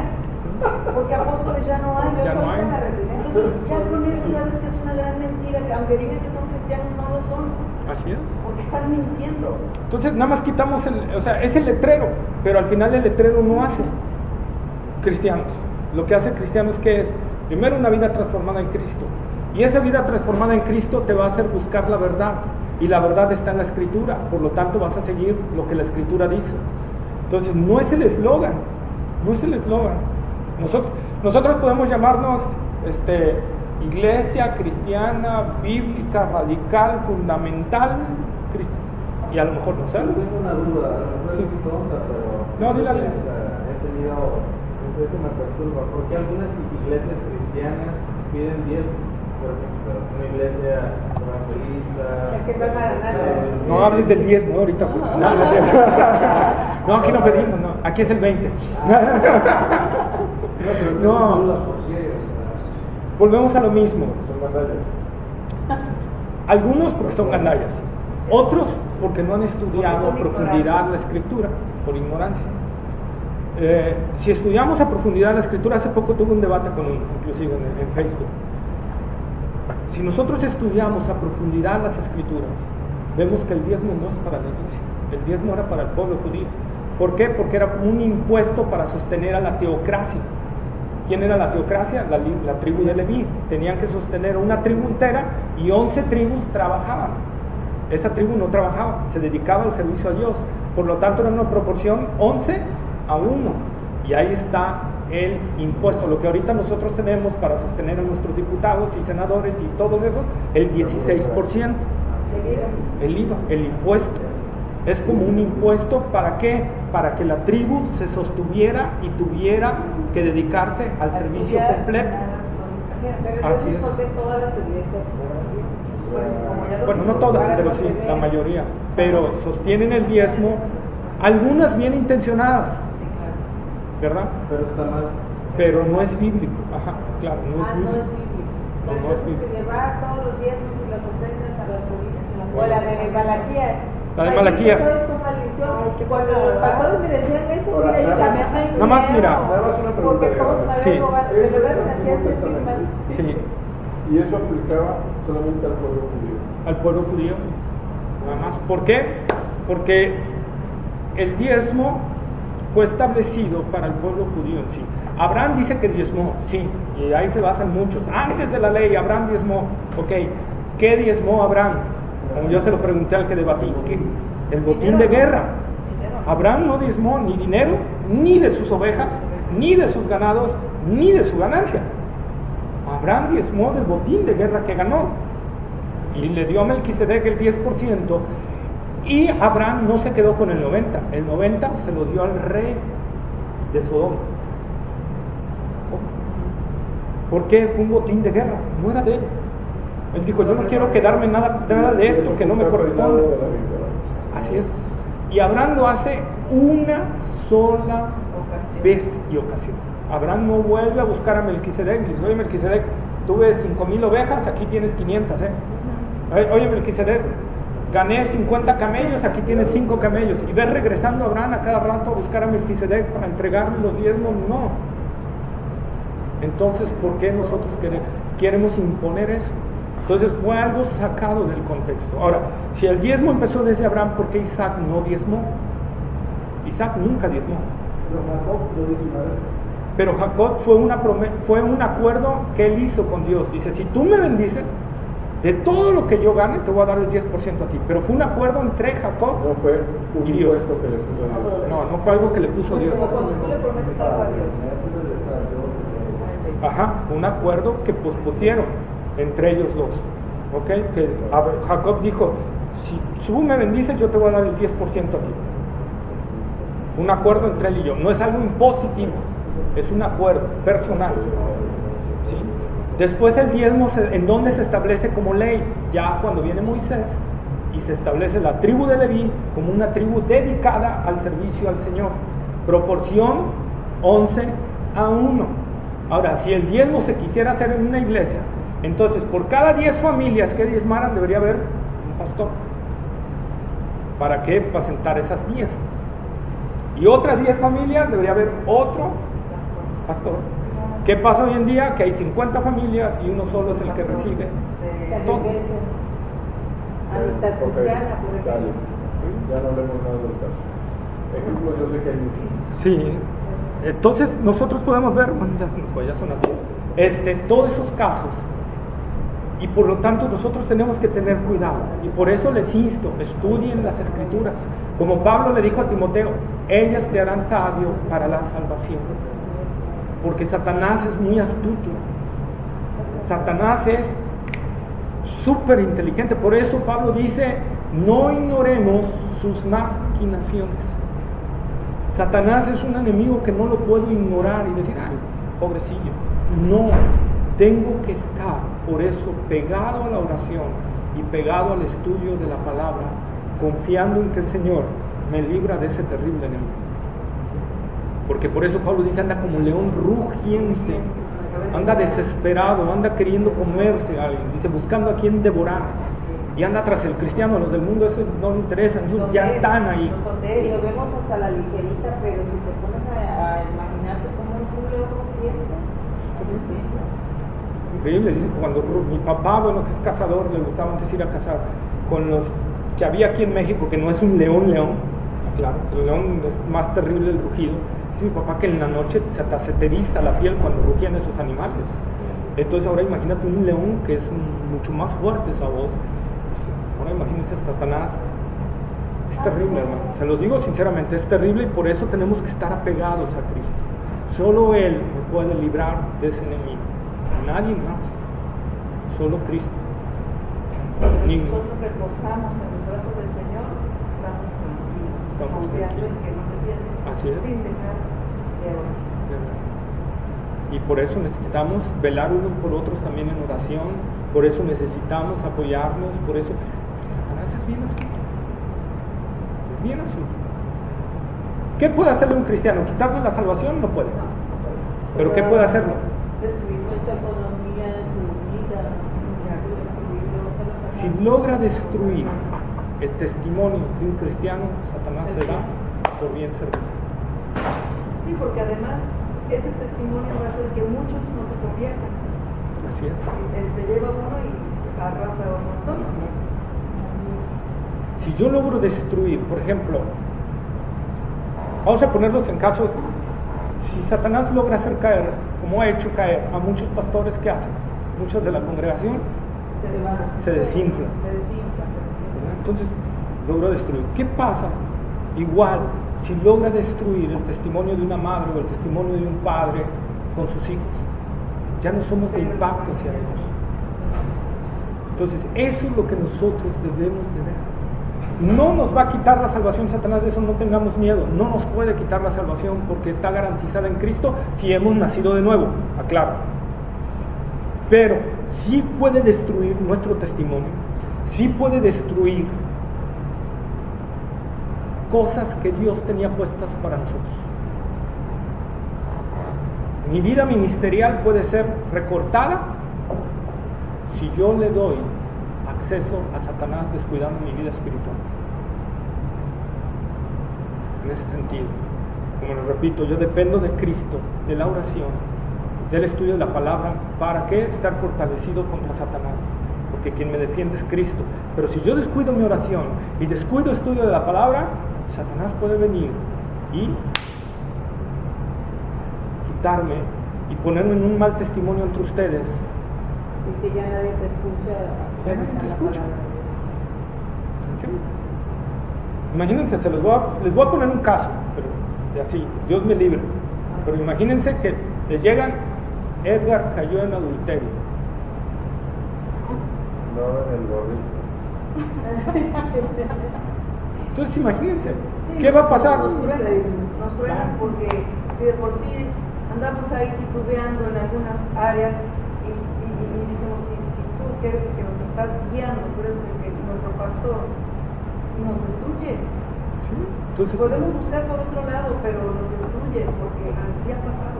sí, ya queda una Cicatriz, Una cicatriz. una Yo herida. creo que eso pasa en gentes que no estén bien simultados.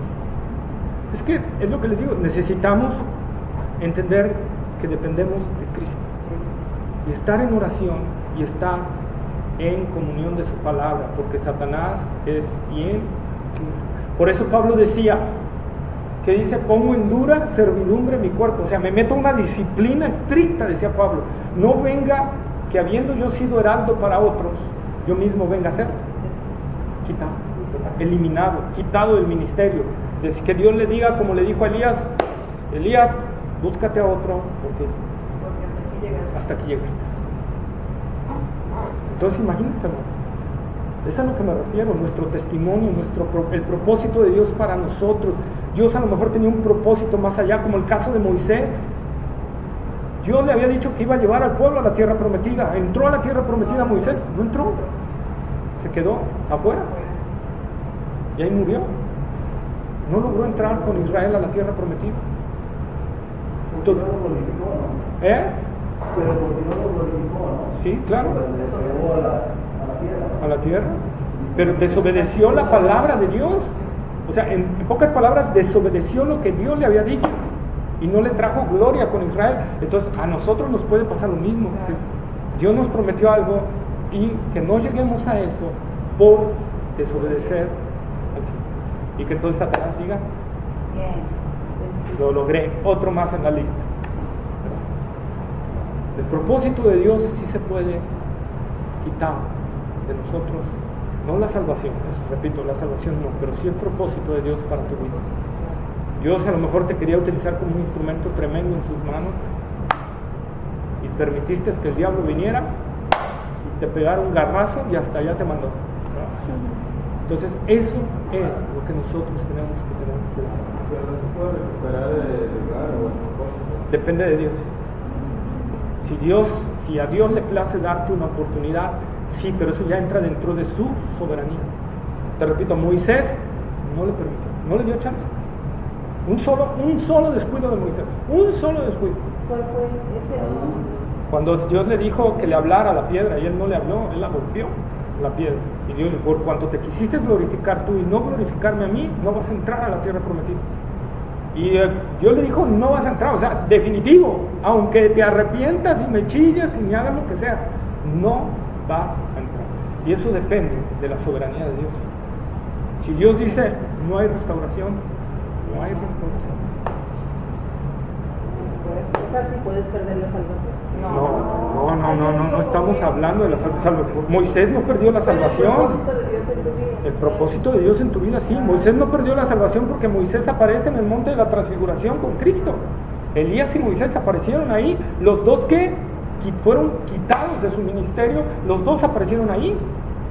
No fueron truncados su salvación, pero sí el propósito de Dios que tenía todavía con ellos en esta tierra. Tus días pueden ser acortados sobre esta tierra si tú descuidas el propósito de Dios para tu vida. Pero repito, sí hay en la soberanía de Dios gente que ha sido restaurada, pero hay gente que Dios le ha dicho, no vas a ser restaurado. Entonces eso es lo que yo tengo. Por eso dice la palabra de Dios que, como dice, cuidad vuestra salvación con temor y temblor. Perdón, no dice cuidar, los provee. Dice ocupaos en vuestra salvación con temor y temblor, porque Dios es el que produce en ti tanto el querer como el hacer.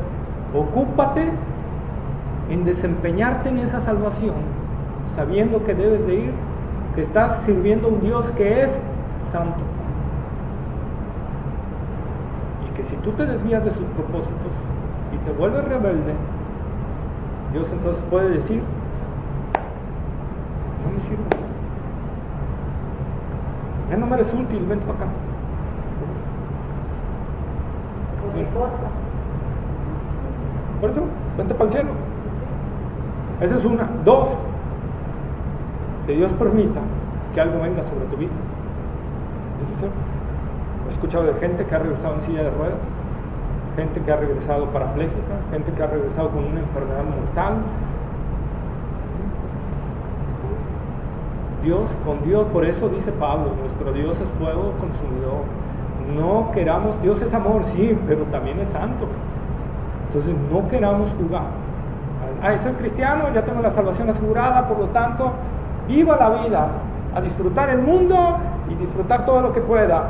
Y Dios dice así, ¿crees que soy ese tipo de Dios? Te equivocaste. Yo soy santo. Y yo mando, sed santos, porque yo soy santo. Entonces yo debo de buscar la santidad. Repito, un acto que en realidad nací de nuevo es que nace de mí obedecer a Dios. Tengo un deseo enorme de obedecer a Dios. Lucho con mi carne, sí, pero tengo un deseo ardiente por servir a Dios. Eso significa que hay un punto de que estoy naciendo de nuevo, ¿verdad? Hay un deseo por obedecer a Dios y aspirar a esa santidad. Aspiro a esa santidad. Aspiro a ir creciendo en la santidad del Señor, ¿sí? Y de repente me tropiezo, pero me levanto y otra vez. Y de repente vuelvo a tropezar. Ya dije, ya me enojé, ya le grité a alguien, ya perdí los estribos, Señor, perdóname. Voy con la persona, ¿sabes qué? Perdóname. La regué, Señor, ahora sigo adelante. Por eso Pablo dice, dejando ciertamente lo que quedó atrás, prosigo a la meta, ¿no?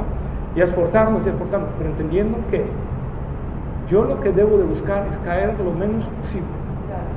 No decir, tengo un Salvador que me permite caerme todas las veces que quiera. No, eso no es. Otra vez volvemos, estás creyendo en un Cristo falso. Oye, es que Dios conoce, como tú dices, a él no lo podemos engañar, Dios conoce nuestros corazones. Una cosa es que caiga, porque en el plano, fue irresistible, pues algo, pero no lo hiciste buscándole con la intención de que, total me perdonas, no hay problema, sí, lo vuelvo a hacer, porque eso lo haces consciente y eso ya no es así, ¿no? Pues con Dios no se juega. Bueno, soy cristiano y quiero disfrutar el mundo. Dios dice, no puedes a los dos, elige a quién. A los dos no. Yo no permito que seas de aquí y de allá, que seas la India María, ni de aquí ni de allá, ¿no? Dios dice, o eres mío o eres de allá. Jesús dijo, no puedes servir a dos señores, o sirves a uno y menosprecias al otro, pero no puedes servir a dos a la vez. Imposible para un esclavo servir a dos señores al mismo tiempo, es imposible, porque tarde o temprano a uno le va a fallar. Entonces, es lo que dice el Señor, tú tienes que decidir. ¿Quieres servir al mundo? Ándale. Pero si eres mi hijo, te voy a disciplinar si te vas para allá. Y la disciplina puede ir hasta, repito, finish. Traerte con una enfermedad tremenda, traerte en silla de ruedas, traerte parapléjico, traerte muerto, te traen. Y a veces lo más triste, hermanos, que no es con nosotros. Se los digo así porque he visto personas así que han regresado a Cristo, es con nuestras familias. A veces Dios dice, ok, ¿quieres jugar conmigo? Perfecto. Pues ahora te va esta disciplina. Paz, yo y un matrimonio, hermanos, y ellos lo saben, y yo sé que si llegan a oír este video lo van a saber. A ellos se les murió una niña de meses. Su bebita nació sana y todo, ellos se alejaron de Dios, su niña se murió. Ellos regresaron a la iglesia y dieron testimonio. Nosotros entendemos que esto nos pasó por nuestra rebeldía contra Dios. Nadie nos dijo que esto sucedió por esto. Nosotros en nuestro corazón, mi esposa y yo, entendemos que esto nos pasó por ser rebeldes. Dios puede decir así, ¿te quieres burlar de mí? Perfecto. Vamos a entrar en pleito entonces tú y yo. Ya pues, hermanos, con Dios no se juega. Por eso dice Pablo, es fuego consumidor. Con Dios no queramos jugar con Dios, porque con Dios no se puede jugar. Y si yo decir, bueno, pues Señor, como no puedo con mi pecado, pues me voy al mundo y lo disfruto. Dios dice, ¿crees que te voy a dejar? No, mi hijo, ahí te va. La vara de la corrección. La vara de la corrección. Por eso el salmista decía, tu vara y tu callado me infundirán aliento. El callado, ¿para qué era? Para defender a las ovejas de los lobos. Pero la vara, ¿para qué era? pácatelas, para la oveja que no quería entender, ¿verdad? Le pegaba su barazo el pastor. Entonces así nos pasa. A mí me quedó, una vez que un pastor explicó, yo no lo había visto así, cómo un pastor trata a sus ovejas. Cuando una oveja es rebelde, dice, no obedece, le tira una piedrita a la cabeza. Si la oveja no obedece, va con la vara y le pega. Pero si la oveja de plano es una rebelde, el pastor va y le quiebra las patas. Y entonces la carga, la venda y la anda cargando hasta que salen sus patas. Cuando la oveja le sanan las patas, la oveja no vuelve a ser rebelde. Así es el Señor con nosotros. Si tú eres alguien que dice, pues no me alineo, y no me alineo, y no me alineo, dice el Señor, pues pácatelas, quiebra las patas. ¿Y es doloroso? Sí. Por eso dice la palabra del Señor que la disciplina del Señor es fuerte, azota, o sea, no pega, ya se los he dicho, no pega suavecito, azota al que tiene por hijo. ¿Al Señor qué quiere? Al Señor no le importa lo que disfrutes aquí, el Señor lo que quiere es llevarte a la eternidad, y si para llevarte a la eternidad tiene que quebrarte las patas, lo vas a hacer. Ese es el Dios que estamos entendiendo, un Dios santo, que si a su pueblo Israel, su pueblo escogido, su pueblo que Él escogió, cuando se puso rebelde, permitió que los enemigos vinieran y lo masacraran casi, que mataran a sus mujeres, las violaran, el Señor lo permitió. El Señor dijo, por cuanto te estás rebelando contra mí, entonces voy a llamar a Babilonia que te ataque, te haga pedazos y te saque de esta tierra, ya no te aguanto. Y ¡pum!, ¿verdad? Lo sacó. ¿Dejó de ser el pueblo de Dios? No. Pero perdieron su propósito de ser luz en medio de esa tierra. Y es lo que el Señor quiere llamarnos la atención. Su voz es una voz estruendosa, hermanos. Una voz que nos habla a la vez fuerte en amor, pero a la vez fuerte, diciendo, conmigo no puedes jugar. O eres o no eres.